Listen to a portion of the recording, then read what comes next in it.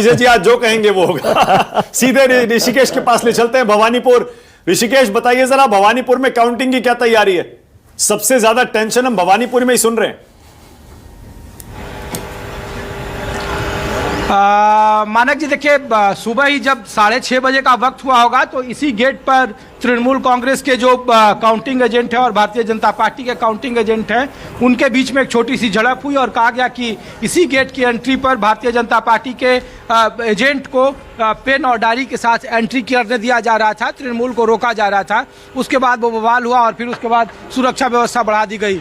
20 round की यहाँ पे काउंटिंग होनी है मानक जी। भवानीपुर का इकलौता जहाँ पर मैं मौजूद हूँ और यहीं पर ममता बनर्जी या फिर जो बड़े नेता हैं बाकायदा यहाँ पर आकर धरना दिए और स्ट्रांग रूम जाकर चेक किए, बवाल हुआ और 20 राउंड में 48,000 वोट इस वोट पर इस विधानसभा में कट गए हैं और 4% वोट जो अपील के दायरे में थे वो वोट नहीं दे पाए हैं। तकरीबन 2,36,000 या 38,000 वोटर टोटल है और 90% के आसपास वोटिंग हुई है।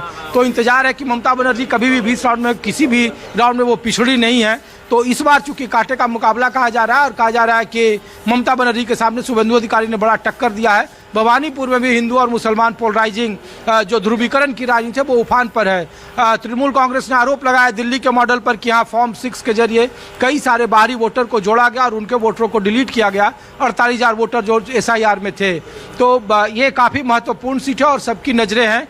अब से जो बैलेट पेपर की गिनती है मानक जी वो शुरू होगी और बाकायदा इसके लिए ट्रेंड किया गया है कि जब स्ट्रांग रूम से EVM आएगा तो उसको कैसे देखना है कि सीलबंद है नहीं है, उसको खोले जाने की प्रक्रिया क्या है। बाकायदा ये ट्रेनिंग दी गई है तृणमूल कांग्रेस के जो काउंटिंग एजेंट है ममता बनर्जी के आवास पर।